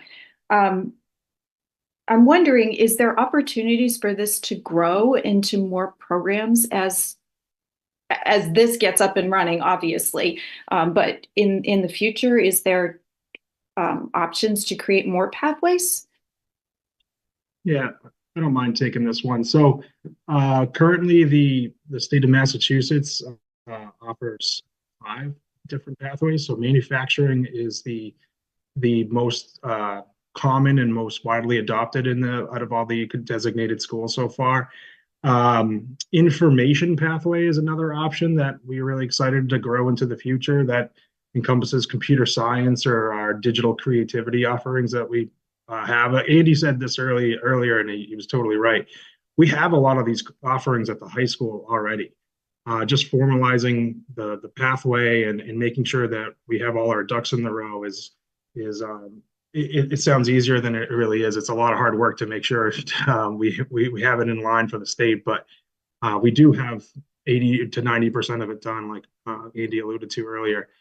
Besides information, business and finance is obviously the other pathway that we have, but environmental and life sciences, healthcare and social assistance, and the state is actually doing a clean energy pilot this year that only a select few high schools from around the state were able to apply for, and there was only schools that already had existing pathways. So definitely room to grow, and we're excited to do that in the future. But we did a pretty big study in the early fall where we surveyed our 8th graders, but also our current high school students, and these are the 2 pathways that were overwhelmingly selected by our students in our data. Right, thank you for that clarification. I actually didn't realize that the choice of pathways was driven by student choice, and I think that makes it all the more impactful. Can I follow up for a minute? Oh yeah, sure. I want to make sure that I didn't mean to imply that you should work more or work harder. This is an enormous undertaking, and it's incredible. I just am excited about it. So I'm wondering, as you get it up and running, where else can it go? So I just want to make sure that you know that I wasn't thinking that you hadn't done enough. I'm thinking this is really cool.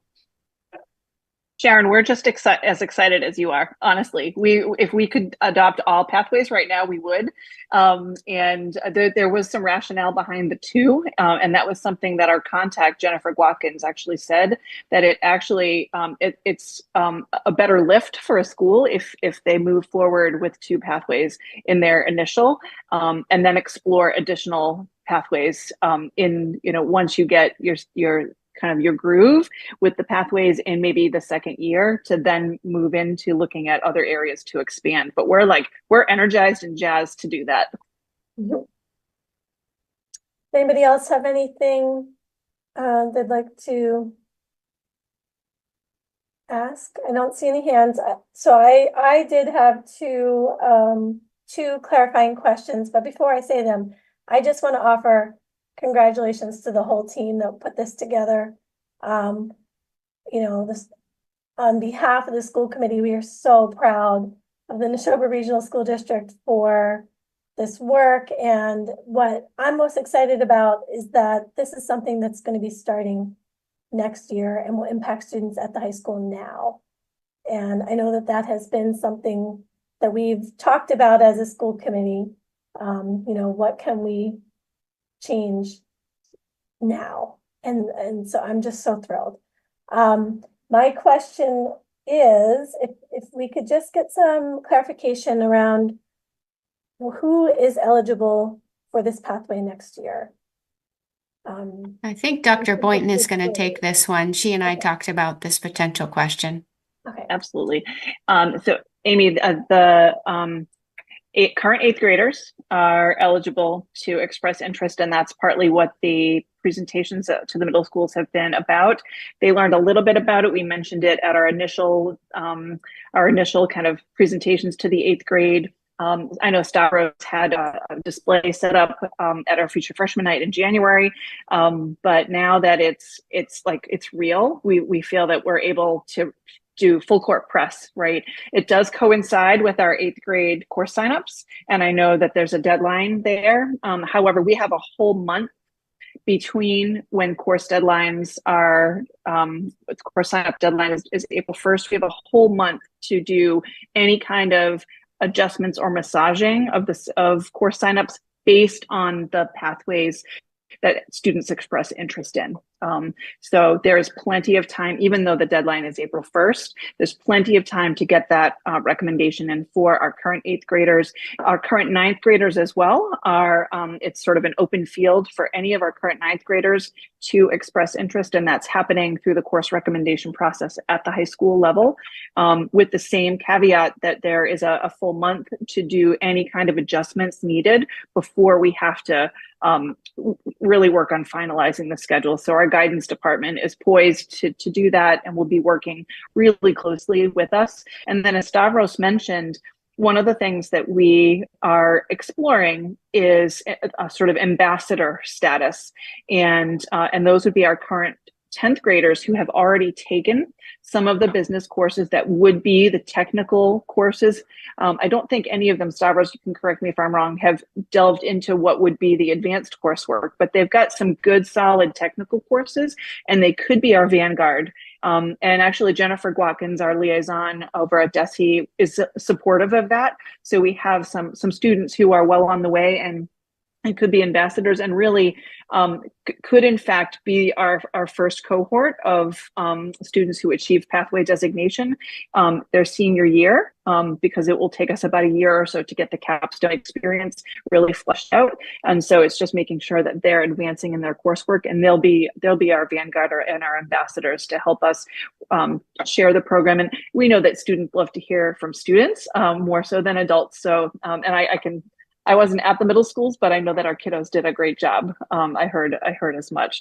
Hopefully that answered your question. And then after that, it's classes kind of rolling up, and each pathway can accept a certain number of students. If we have more applicants, we have a lottery process. We're hoping to fill the pathways.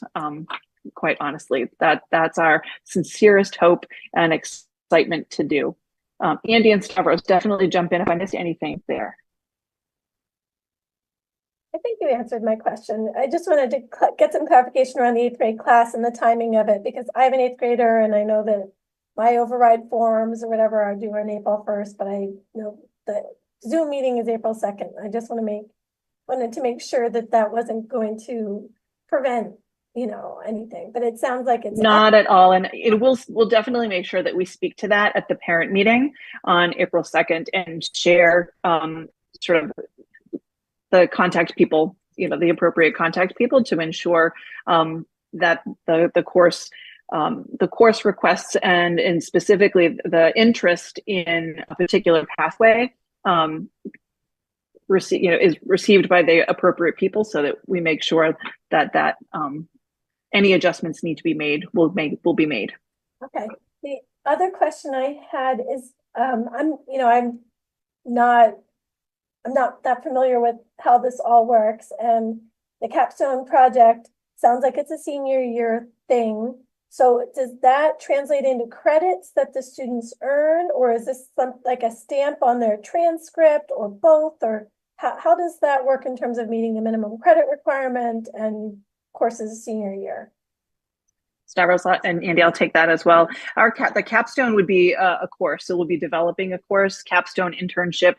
It comes with the guidance and supervision of a coordinator, and so there is seat time coursework that's done within the confines of the capstone and internship program. We're still naturally working out the details, but a lot of schools send their students off either last period of the day, or if they're doing any offsite work, And then other schools use a model where a student will use a portion of their fourth quarter to go off and do some of the in-person internship experiences.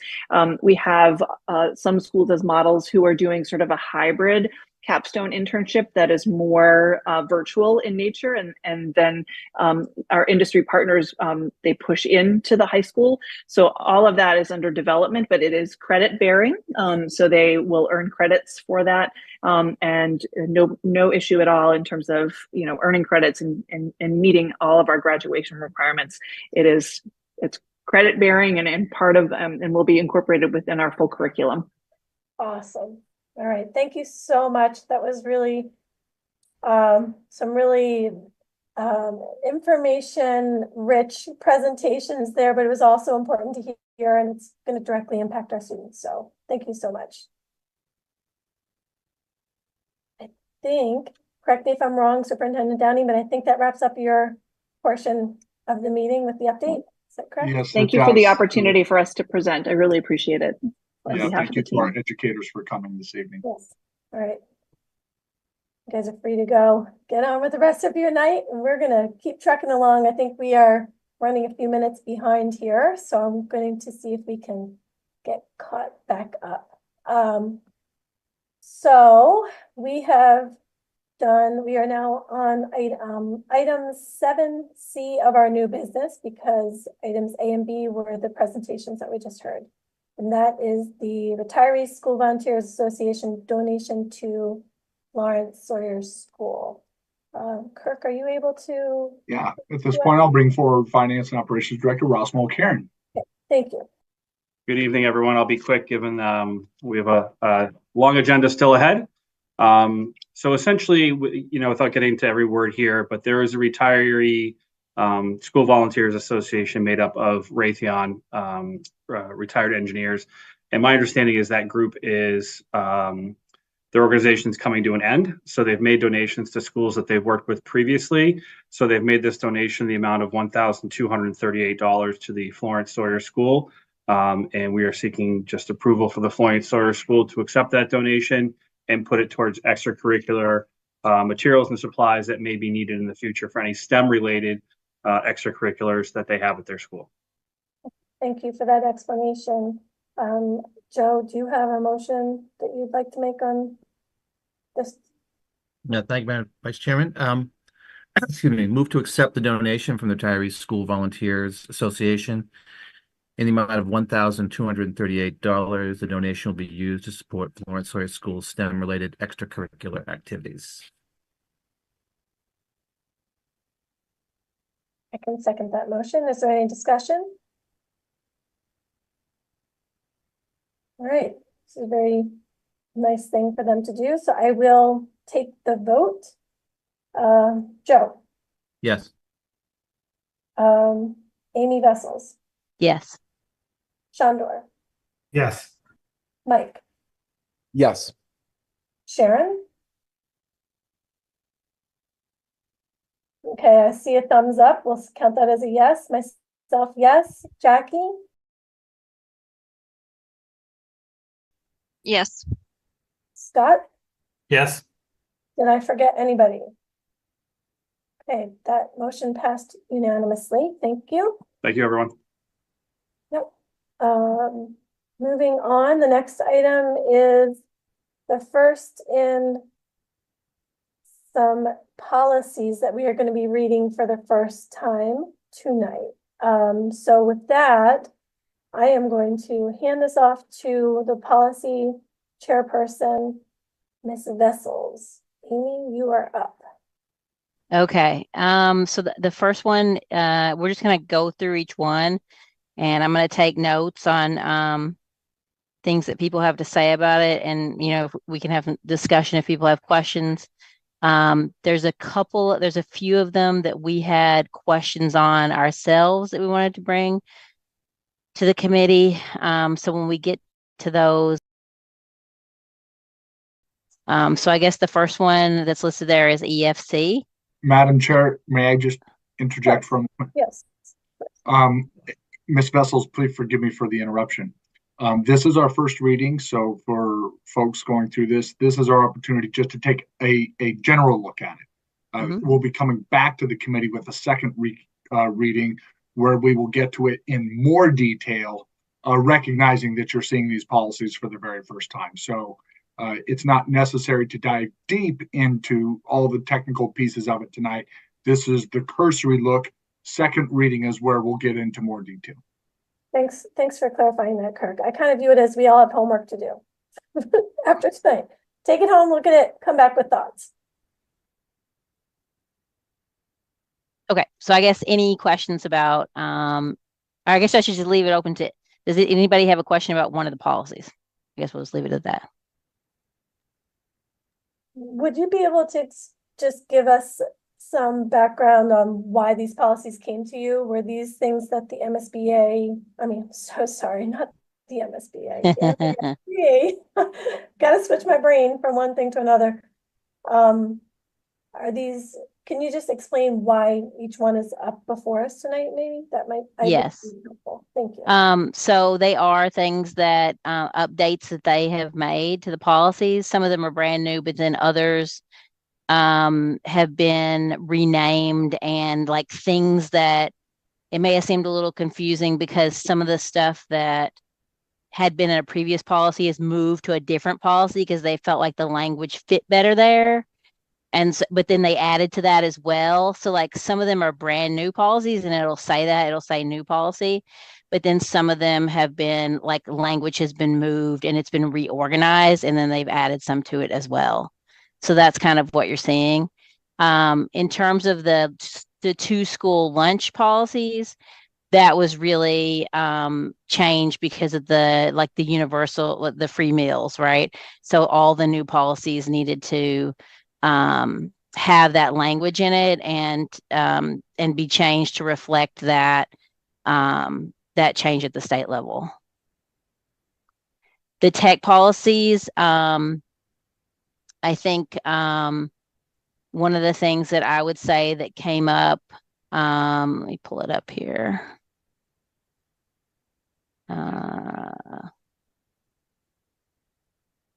So sometimes we have in the policies, we've highlighted things in yellow because people on the policy subcommittee felt that they weren't sure, like, for example, when the things say like in conjunction with the director of technology, that was something that I know Chandra was talking about, like, do we need that in there? Like the MASC said that, but like, do we have a director of technology? Like, I don't know, you know what I'm trying to say? Like we were looking on like exactly, should we be including that word choice?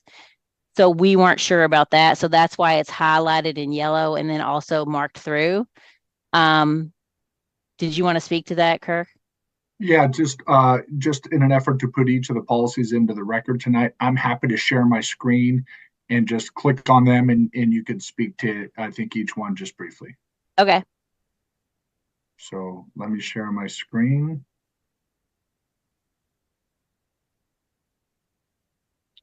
Okay, so you should be looking at the universal free school lunch policy. Yep. So that's not, we don't have anything specific to ask about that or talk about with the committee. It's just, like I said, they changed this to reflect the policy change for like everyone getting free lunches.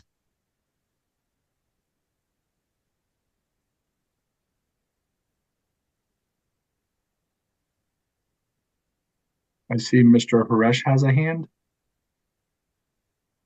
Mike, is it about this policy or? It is. Yep. Just a quick question. Sure, go ahead. I know that the universal free school meals initiative is a relatively recent feature from the state. Do we know if and when this will be sunsetting, and if the language had to be adapted in order to anticipate a sunsetting of the policy? It's our understanding, Mr. Haresh, that this will continue to be included in the governor's budget year over year. As we know, with all things relative to budget, they're subject to change depending on who's in office. at which point if universal free school meals is no longer offered, it would render this policy moot. Got it. Thank you. Okay, so now we're moving on to the next one, which is EFD. Again, this is just changes to, the language around charging families for meals because of that program. So we don't have any questions for the committee about that. That was a school nutrition program policy. Okay, now we're moving on to the policy GBEE, which is the personnel use of technology. And before we start that, I see Mr. Gleason's hand up. Did you have a question on the previous policy that was just up? No, I have a comment on this policy, but I'll let Ms. Vessel speak first. Okay, thank you. Yeah, I like the yellow stuff is again stuff that we changed. We felt like it should be added in. It was it's a little bit different from the original. So I guess we were wanting some feedback on that.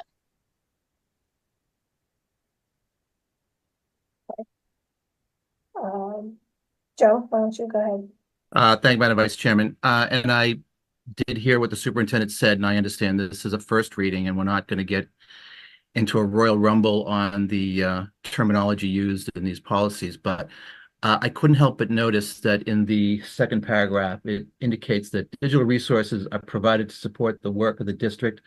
Occasional personal use is permitted. Whereas in the fourth paragraph, it said staff should not use school-issued accounts, including email, for personal use. So that kind of struck me as a bit contradictory when I first read it. Can you say that one more time, Mr. Gleason? I'm just trying to keep up with my notes. Yeah, you know me. You saw was in the second and fourth. This is the stuff that I do. Oh, yeah. It says it again. I'm not trying to be a dead horse or make a big deal at. This is just the kind of stuff that people in my profession look at and hammer away at. The second paragraph indicates that digital resources, which I guess is the umbrella term for everything that's being used in the district, are provided to support the work of the district with occasional personal use being permitted. Then in the fourth paragraph, it says that staff should not use school-issued accounts, including email, for personal use. Could I respond to provide some clarification? Yes. So I think like a laptop is different than email. And there was a specific concern in the fourth paragraph that using a school email account is akin to using school letterhead, and using a school laptop is not quite the same. So if you need to print out something from your laptop, that would be acceptable in the second paragraph, but you shouldn't be using your school email account for non-school purposes in the fourth. So I would say they're not quite the same thing. Yeah, not to complicate this, but the thing that came up in some of our conversations too is that depending on what building you're in or whether or not you want to connect to district Wi-Fi, using personal accounts would be the preference, but that might be limited. So in my mind, this change in that fourth paragraph allows for some flexibility. In the second paragraph, in the fourth paragraph, it really clarifies that concern about the email. All right, so Amy Vessels, are you noting that this is an area that? Yep. Maybe, okay. Is there anything else on this policy before we move on to the next one? I would just say, Madam Vice Chair, that I am taking Attorney Gleason's suggestion to heart here, because this is where we're looking for some clarity, as this is something that we need to clarify for faculty and staff in the school. So we'll definitely revisit on that conversation for the point of clarity, as I heard what people explained about the policy. Excellent, thank you. Okay, we are now on to IJND. Oops, I'm clicking on the wrong computer. I got two computers going here. Okay, so this Okay, is, access to digital resources. perfect. Yep. The only thing in this, like I said, is the phrase in yellow was in the original one, and we thought it should be taken out. And that's because you're of the title Director of Technology and. Yeah, and yeah. Mhm. Oops. Kirk, And now we're on BHE. hold on, I'm not sure that we were done with that. Let me just see if, I think Sharon has her hand up, so let me acknowledge her. Go ahead, Sharon. I just have a question, and it may not fit nicely into digital resources. I'm not really sure where it fits, but there has been I've heard some questions or some people talking about the use of cell phones in the schools and wishing that there was more clarity around cell phone use in schools. In particular, people are wanting cell phones to be not available in schools. I have heard that in a couple of different places. And I'm wondering if there is a policy somewhere in here, or if that fits into this policy, or if that's a subject for another time. I just wanted to put it out there. Kirk, would you like to respond to that? Yeah, thank you, Ms. Pock, for bringing that up. I've actually have had conversations about both sides of that coin. And that is an operational piece of the school system in terms of cell phone use in the schools, and it is an important topic. I want to name that, acknowledge that, you bringing that forward. It doesn't necessarily reflect in these policies that came to us through the recommended mask revisions, but I will make a note of that to return to that topic. Thank you. I actually had a similar question. So does operational, Kirk, does that translate into a protocol that would end up in a handbook? Is that what that means? Or is that just something that? It just means that we don't have a policy in terms of student use of cell phones. So it falls to the operational decision-making of the school district leaders in terms of when they can use, can't use, those sorts of things. So again, we'll come back to that since it's not part of the conversation tonight. Okay. Is there anything else on this policy? Just quickly, I can't see everybody in one screen, so I don't see any other hands up right now. Sharon, is that okay with you if we put that on the back burner? Okay, great, thank you. Let's move on to policy BHE. Yeah, the only change that we did was we added the word shared documents because I know like in the communication subcommittee, we've talked about this a lot in terms of like making sure people are clear about what violates open meeting law. And so that wasn't in the original document and we felt it really should be. Let's see, BHE. I'm losing my place on my list. BHE, IJNDC. Acceptable use of digital resources. Yes. So with this one, so Shondor, I don't know if you want to speak to this because you wanted to strike the Children's Online Privacy Protection Act. You want to talk about that? Oh, it's not, it's moving it to the its own bullet point. It was lumped in with the Children's Internet Protection Act. And the way it read, it made it sound like the Child Online Privacy Protection Act was designed to protect minors from inappropriate matter, and it's actually doing something else, protecting their privacy. So just in the interest of accuracy, I made that edit to clarify that they're two different things serving different purposes. Just me being pedantic. And then the other changes are ones we've already talked about with the Director of Technology stuff. Okay. Excellent. And another one. Okay. Let's see. I believe I'm at EHAA. District security relating to technology. Yeah, so this is a brand new policy. And I think, Chandra, I think you were asking what sensitive meant, right? You wanted clarification on that? Yeah, I just don't like policies that refer to terms that aren't defined. So that was our only question about that. Okay, and when it says the source is MASC 2023, that means that they have a model policy that we looked at and we're adopting that language and as a new policy for us. Is that correct? Okay, Yeah, because this stuff came out in December 2023. got it. I believe this language exactly matches the model policy for this policy. Yep. Okay. All right, thank you. Next is EHB, data and records retention.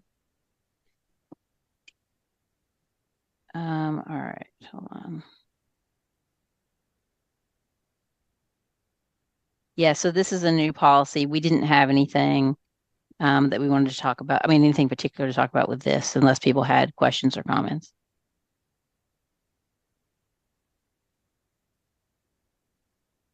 This policy really speaks to putting on notice on what is data and records. Okay, I don't see any hands up, so I think we can move on to the next one. KDCB, district website and social media.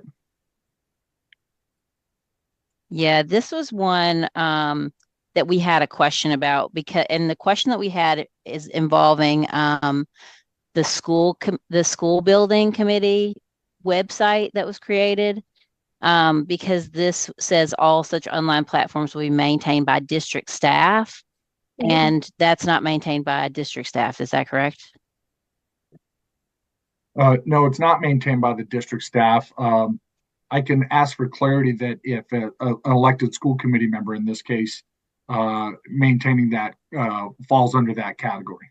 That was our question. This is an important policy that's been brought to us from our communications specialist, Bridget Hannigan, as well as our technology manager, Sue Chi, around district and social media. As you know, the social media world can be a hard thing to tame. And so this is a policy to help that official communications from the school district would have to be done by the school district on school district accounts. And a big part of that is records law requires that we maintain records on such things. So we're investigating methodologies of which we would be able to keep records for 7 years, social media records for 7 years on official district channels. So policy KDC, community use of digital resources. Yeah, this is a new policy, so it's just the one thing that we have in yellow that we've talked about before. No other discussion points. Let's see, that was KDC, right? Yeah. Yep. So IJNDB, 2 left here, use of technology and instruction. Okay. Yeah, we didn't have any, I don't see any notes on this one. No, nothing extra than what we show here. And our last policy to show you tonight, JICJ, student use of technology in schools.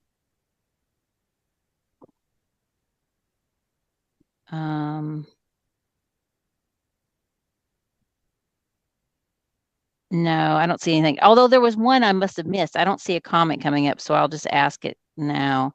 There's a thing in a number of the policies that comes up about people signing that acceptable use form or whatever. Yep. And we had questions about does that also apply to school committee? Yeah, the acceptable use is for all people that are administered a district use computer. So that I think that's something we need to tighten up. Yeah, because I don't think we have done that. That's what we were questioning about. It's like we didn't remember signing that. So that was something that we were wondering about. I will take that to the team. Thank you, Ms. Vessels. Yep. And that was it. Shondor or Jackie or Dana, did I forget anything? Okay. All right, doesn't look like it. So that was a lot. I want to and, my thanks to the policy subcommittee for doing all that work behind the scenes and getting this ready to bring to us tonight. And for new members of the school committee, the process is that we do 2 readings of policies that come before the school committee before voting on policies and making any changes to them. So this is the first reading. We will have a second reading of all of these at the next meeting, I believe, and then after the second reading, we could take a vote.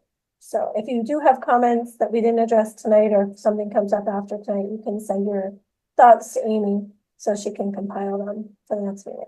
Is that okay with you, Amy? Great. Okay. Moving on. I think we are at the item F of new business, which is the construction manager agreement amendment, and we will be taking a vote. And I believe this is going to be, actually, this is going to be new items of business F, G, and H. They're all kind of related to the Neshoba Regional High School building project. And with that, I'm going to hand this over to Joe to kind of make the first motion, and then we can have discussion where you explain where this is coming from. Does that work? Yeah, I think that's the thing to do. Let's do the motion first, and then we can tee it up. There's a lot to be said about what's before the committee. So preliminarily, I will move that the Neshoba Regional School District Committee, or the Neshoba Regional School District School Committee, approve and authorize the superintendent to execute the contract amendment presented to the Neshoba Regional School District School Committee, namely Amendment 1 to the Owner Construction Manager Agreement by and between the Neshoba Regional School District and the construction manager Consigli Construction Company, Inc., which amendment, among other things, increases by an amount not to exceed $4,043,295 the compensation for services rendered by the construction manager prior to the owner's acceptance of the guaranteed maximum price for the project. I will second that, and then I'm going to hand this back over to Joe to kind of translate all of those words into what's actually happening. Thank you very much, Madam Vice Chair and Superintendent Director. Please correct me where I misspeak.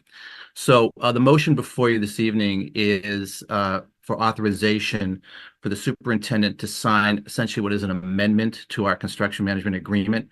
The amendment pertains to what's being called a pre-GMP, or a gross maximum price amendment to the contract, specifically for the purposes of the installation of the geothermal system for the new high school. This is what's called a non-trade bid. This is not essentially a trade bid that the construction management company will be soliciting later in this project. What they're doing is they're going out to bid, or they've gone out to bid for these geothermal services at this time, because there was some concern that if they didn't get out there early and get ahead of this, they may not be able to get a number of qualified bidders for the project. If you are interested in the whole minutia of this particular issue, I would direct you to the 1 hour, 22-minute mark of our last meeting on March 21st.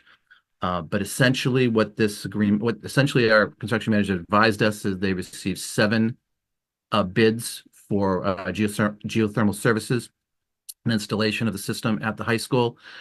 These bids came from a wide array of vendors and providers throughout the Northeast, and one of them actually was from Europe. They do have a base of operation in Massachusetts, but a European company did bid on this project. The low bidder, according to spec, is Chesapeake Geosystems. They came in at approximately, I'll give you the exact number, it's $3,735,750. The total amount that we're seeking approval for this evening is actually $4,043,295. That essentially adds in some of the contingencies and add-ins that the construction manager has added to the amendment. And there's no padding here. All of these items you can see on the meeting materials.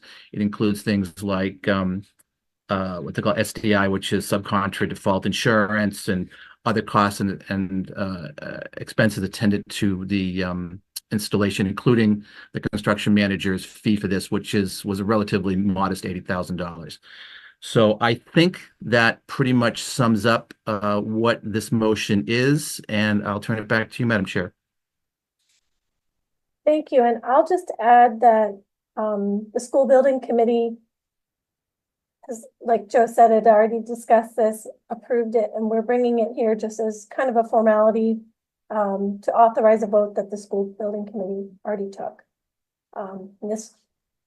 So is there any other questions, or you guys ready to vote on this? I'll just add one more comment, Madam Chair. There are three motions, two of which were crafted by our legal counsel. The third one I did myself. So this one does come from our legal counsel, Attorney Peter Mello.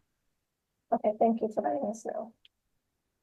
I'm not seeing any hands up, so I will take the vote here, and I will start with, I'm going to go backwards, and we'll just get to my lists here. Scott. Yes. Dana. Yes. Jackie. Yes. Amy Vessels. Yes. Sharon. Yes. Mike. Yes. Shandor. Yes. Joe. Yes. And myself, yes. So that's unanimously passes.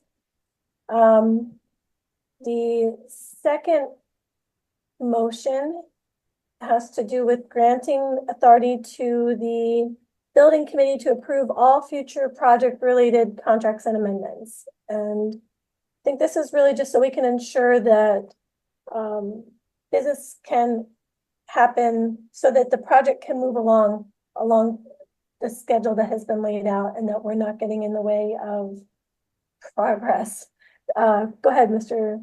Downing. Yeah, I just wanted to just put a little color to this before the motion. And that is exactly right, Ms. Cohen. So operationally speaking now, the school building committee is working under the school committee as a subcommittee of the school committee to keep the project moving along operationally. So the invoices and the passing of these various things are critical to the operational timeline of when activities are executed.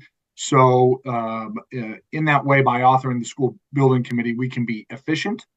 We have outstanding members on our committee, including 3 members that sit on this board. And so it's imperative that we be able to function and operate smoothly as a building committee, and are looking for this approval. Thank you. Joe, do you want to make the motion, and then I can open it up to any discussion? Yes, thank you, Madam Vice Chairman. I would move that the Neshoba Regional School District, Neshoba Regional School District School Committee authorize the Neshoba Regional High School Building Committee to approve unilaterally all future contracts and amendments attended to the Neshoba Regional High School construction project that is, are, and or may be the subject of the owner construction manager agreement between the Neshoba Regional School District and Consigli Construction Company, Inc.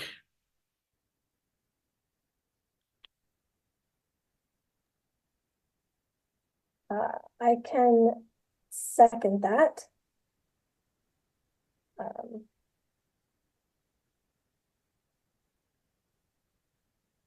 Is there any discussion?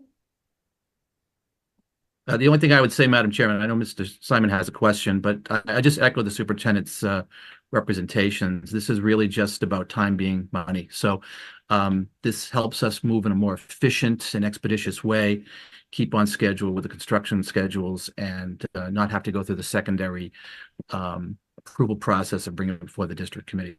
Yeah. Thank you. I'm going to let Shandor ask his question, and then I'm going to ask a clarifying question. Go ahead, Shandor. Thank you.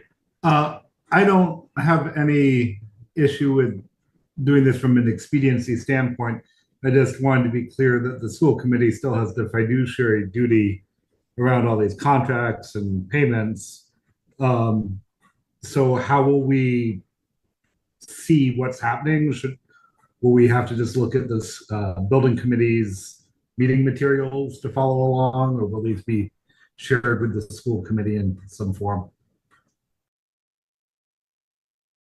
Do you want me to answer that? Amy, you're muted.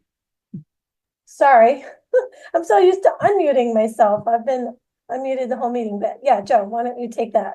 Yeah, no, I understand the issue here, and I think Mr. Simon's concern is a valid one, but I would say yes, you would want to monitor what the building committee is doing, but also as part of our meetings, I and as well as the superintendent, we bring additional information and approvals of the building committee to the district committee for your oversight and commentary, if that is what will make you feel more comfortable, Mr. Simon. Yeah, do you mind if I add on to that, Joe? At every school building committee meeting, we are presented with an update on the budget, and that would be something that could easily be presented during these school committee meetings as part of the building committee update, just where we are with the budget. But the other clarifying question that I wanted to ask Mr. Gleason, just for the benefit of the community, is that by approving this motion, there's no scenario where any of the amendments or the contracts that the school building committee would approve could ever exceed the voted total project budget. Yeah, I apologize, Madam Chair. I made a note to make comment about that. So yes, statutorily and contractually, the building committee cannot exceed the total approved project budget of $2,241,741,926.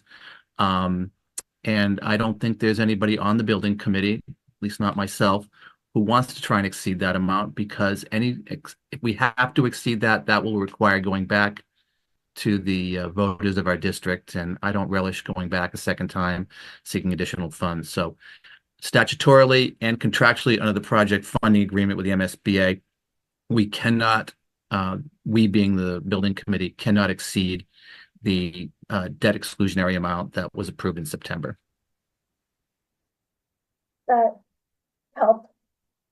Is everybody ready to vote on this? I don't see any other hands up, so I will take the vote on this matter, and I will start with Scott again.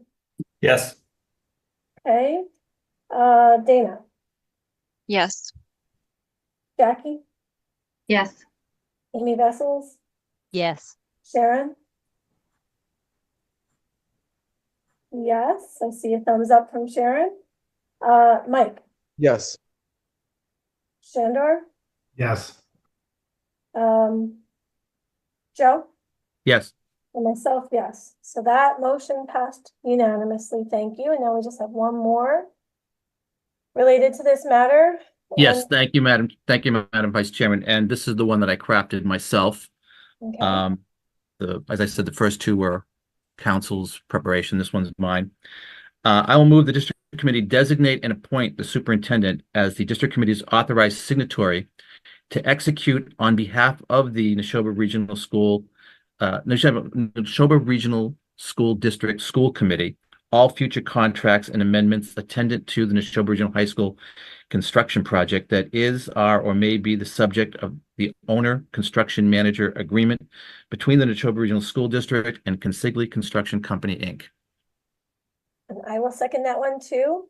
And just as a point of clarification, I want the school committee to be aware that the school building committee has already kind of built some checks and balances into this process, so that there's a certain monetary value that requires a superintendent to bring it to the school building committee for approval. And so we're just trying to streamline this whole process so we can ensure the cogs on the wheel keep spinning and this project can keep trucking along. So are there any questions on this? And Superintendent Downey, did you need to add anything to this? No, I think the motion speaks for itself. Okay. Madam Chair, I just say that just to put a little bow on that, just for the district committee members' acknowledge two things. One is that the superintendent is authorized up to $25,000 to approve change orders and or amendments to the construction manager agreement. Anything over and above $25,000 is must come before approval for the building committee. And lastly, I'm going to apologize to the committee. The Madam Vice Chair had requested that I change the wording a little bit on the motions, but I always call our committee the district committee. She wanted it the school committee. So I apologize for stumbling over my own words, but I'm blaming our Vice Chair, Ms. Cohen, for that. So sorry about that. Thanks, Joe. So I'll tuck that one away. All right. We ready to take a vote on this one? Joe, I'll start with you. Yes. All right. Amy Vessels, Yes. Sandor, Yes. Mike, Yes. Sharon, Yes. Jackie, Yes. Dana, Yes. Scott, Yes. and myself, yes. All right. Thank you. We have unanimously approved that motion as well. That brings us to the next section of our meeting, and I will turn this over to Director of Finance and Operations, Mr. Mulcairn, for an update on our February operating report. Great. Thank you very much. Yeah. As Ms. Masterson is pulling up the February operations report, I will remind the committee that the Budget and Warrant Subcommittee continues to review monthly operational reports as a standing agenda item. I want to point the committee's attention. I don't see Alita sharing it, so let me just pull mine up and then I can. Okay, I have it open too, if that's easier. Would you mind? Not at all.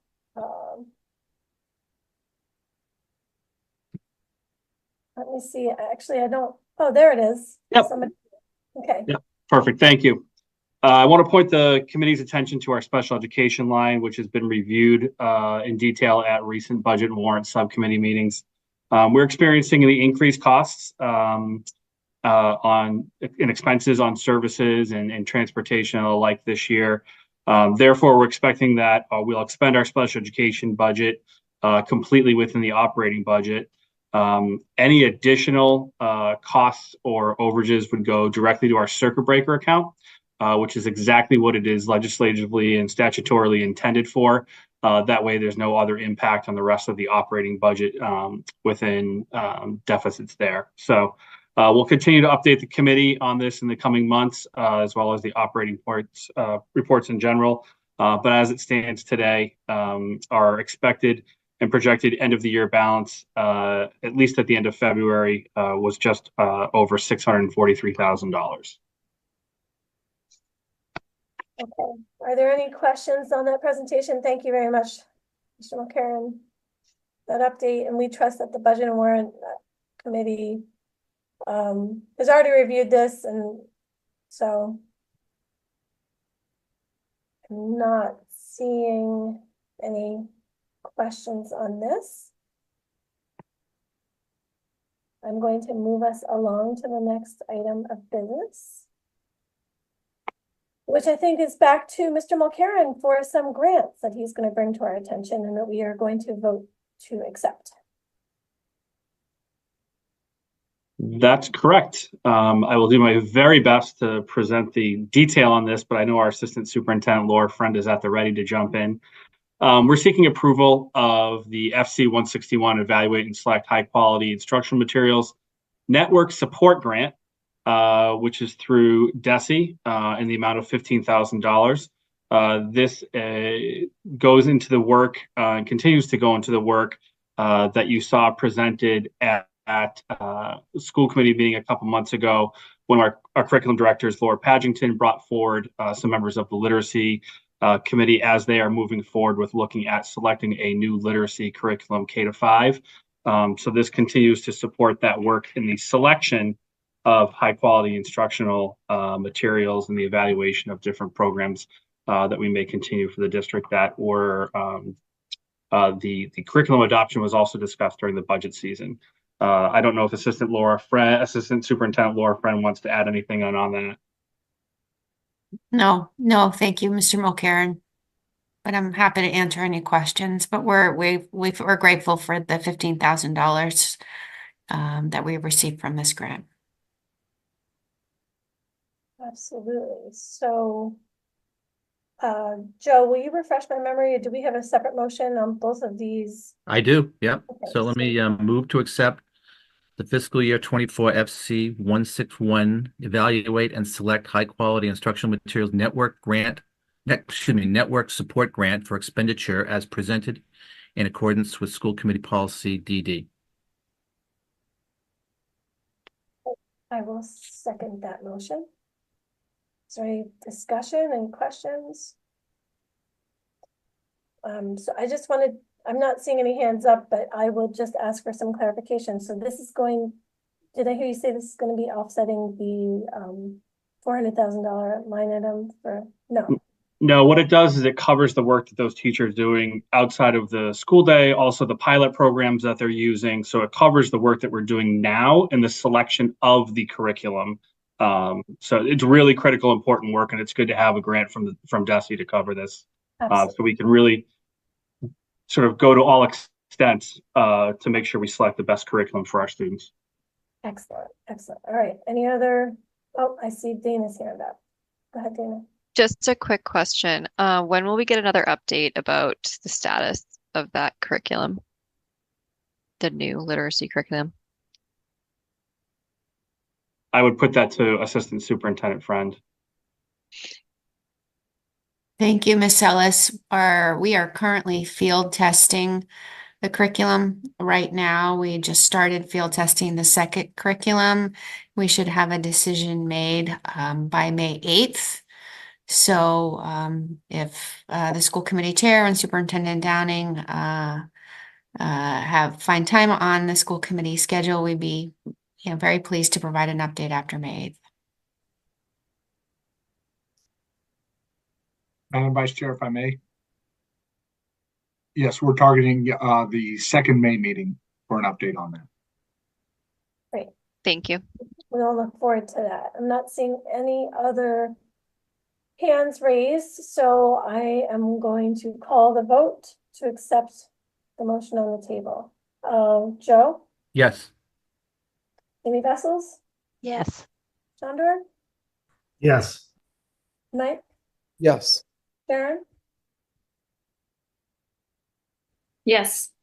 I heard you this time. Excellent. Jackie? Yes. Dina? Yes. Scott? Yes. And myself, yes. So that passed unanimously. And we'll move on to the next grant. And I assume back to you, Russ. That's correct. Thank you. So members of the community are probably not aware that there is a new IEP being released and implemented and adopted in the state of Massachusetts next year. So the state was generous in putting out grant opportunities for districts to utilize some funding to ensure that we have all of our staff trained on this new IEP format. So the total grant amount in $26,607 under DESE Fund Code 274 would support the implementation of this for staff to either become train the trainers so that they can help and support our staff, or for staff to get trained directly on this, as well as work with consultants that may be necessary during the implementation phase. In our district, between our special education teachers and special education staff, including preschool, we have over 70 educators. So there's a lot of training that needs to happen, and this grant helps support that so they don't have to get pulled from their classrooms or pulled from services for students during the school day. Awesome. Well, appreciative of all the grants that you've found for us to take advantage of. So Joe, are you prepared to make a motion? I am, Madam Chair. Okay. Madam Vice Chair, excuse me. I move to accept the fiscal year 24 FC 274 new individualized education plan implementation grant for expenditure as presented in accordance with the school committee policy DD. I will second that. Is there any discussion, questions? Seeing none, I will call the vote. We'll start with Scott this time. Yes. Dana, Yes. Jackie, Yes. Amy Vessels, Yes. Sharon, Yes. okay, Mike, Yes. Sandor, Yes. Joe, Yes. myself, yes. So it's another motion that has unanimously passed. Thanks, guys. We're gonna keep plugging along here. Thank you very much. You're welcome. Okay, we are now on to item 10 of our agenda, unfinished business. And this will be another vote on accepting the Student Opportunity Act presentation that was given last meeting. And I think what we'll do here is we'll have Joe read the motion and then we can open it up to discussion. Thank you, Madam Vice Chairman. Move to approve the Student Opportunity Act as presented at the March 13th, 2024 school committee meeting. Okay, so I will second that and just remind folks that this presentation was in the meeting materials from the previous meeting. We got a very rich presentation by Assistant Superintendent Friend and her team. And tonight we are voting to accept it as required by DESE. Is that a fair summary? Okay. Any discussion, questions? Seeing none, so I will take the vote on this. Joe? Yes. Okay, Shandor? Yes. Mike? Yes. Sharon? Yes. All right, sounds getting better there. Amy Vessels? Yes. Jackie? Yes. Dana? Yes. Scott? Yes. And myself? Yes. All right. I'm sure that is a weight off the shoulders of the administration to have that done. Okay, so that means we are to our subcommittee advisory reports. And I'm going to start with Mr. Horish for the budget warrant report. Mike, what do you got for us? Thank you. Budget and warrant met on March 24th. And it was a relatively brief meeting. We did have the February operations report, and we also had some colorful conversations about the Student Opportunity Act and its impact on both the budget and state funding. Okay.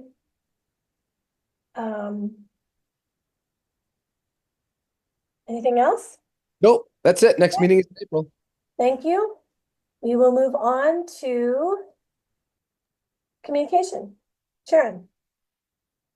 Communication has no report. Okay. I know you guys have been hard at work at the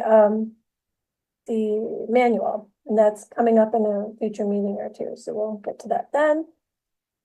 Joe, school building committee report is next. Do we need any additional report from you? Oh, yes, I do, Madam Vice Chairman. Thank you. Awesome. The Neshoba Regional High School Building Committee did meet on Thursday, March 21st. We had a very spirited meeting, and the two primary topics that were discussed were one as the amendment to the construction manager agreement relative to geothermal services. I will not go further into that. Safe to say, and I don't know if I mentioned it before, it's Chesapeake Geosystems out of Baltimore that was the low bidder going to spec for the amount that I had previously articulated. The other, but probably more important issue was that we had a very extensive presentation on the both bathroom, the gender neutral / non-binary bathroom designs, and the non-gender / non-binary locker room designs. I am happy to report that, and I gave the public and anyone who was interested ample opportunity to come and be heard. There was no objections. There was no commentary. There was no public comment. In fact, nobody showed up at all to hear our presentation on the bathrooms, which leads me to believe that people don't have an issue with it. We did have one question that came from a constituent in Lancaster, and that was it. If you're interested in the details attendant to the bathroom designs, I again would encourage you to watch the video of the meeting of the 21st. Our next meeting is scheduled for April 18th. And in the meantime, we will be meeting with the MSBA on April 10th, I believe, in regards to the design development. So that's it, Madam Chair. Okay, thank you very much. We will move on to personnel. Is there a report from Sharon? Personnel also has no report. Okay. Policy. We heard from you tonight. I'm not sure you need to report on anything else. But if you do, this is your chance. Just going to say that we're meeting on April 22nd and we're going to speak about the parent communication policy and continue to make updates to other policies. Okay, great. You have a lot on your plate right now. We appreciate all of the work you've been doing with your committee. Ms. Cohen, Yes. and if you don't mind me adding, we will be bringing that to a May agenda to this committee for first reading. Great. I look forward to that. I think that's an important policy. I'm looking forward to seeing what's being done. Okay, that completes our subcommittee reports. Now we're on to our advisory committee reports. Audit advisory. Dana, do you have anything to report to us? Just a quick update. We're hoping to meet next week. I think all the RFPs were due in April 1st. So we want to see what we have and we'll review it at that point. Okay, keep us posted. Thanks. Dear Jay, Dr. Reinert, do you have a report? My report is that unfortunately Dear Jay met and I was unavailable to participate. So once those meeting minutes are approved and I can review them, I will summarize those with this group. Okay, all right, thank you. We'll just have to wait till that update. And the last item is the CPAC report, but Karen is not here tonight, so we'll have to wait for that update as well. That brings us to items for the next agenda. Is there anything on anybody's mind that they'd like me to pass along to the chairperson for consideration? The next meeting. I do have the planning calendar open on my end, and it looks like we meet next on April 10th. It's an in-person meeting. And we will be getting the school choice presentation from the superintendent at that time. And we'll be doing second readings of the policies that came before us. And I guess we'll be getting an update on the innovation pathways as well. So anything else that I've missed? Go ahead, Kurt. Yeah, the presentation on school choice will be the first April meeting, and the school choice hearing will be the second April meeting. And so work with Ms. Masterson to make sure proper postings are put out there, following all the laws and regulations of Massachusetts. Okay, very good. Anything else on anybody's mind about next meeting? All right, with that, I think we've come to the end of our time here tonight. So I am going to make a motion to adjourn. Second. I think Dana got that. All in favor? Do I have to do a roll call for this? Okay. Joe. Yes. Amy Vessels. Yes. Shandor. Yes. Sharon. Yes. Scott. Yes. Mike. Yes. Jackie. Yes. Dana. Yes. And me. Yes. All right. Bye, guys. And I stuck to Leah's time. Woo!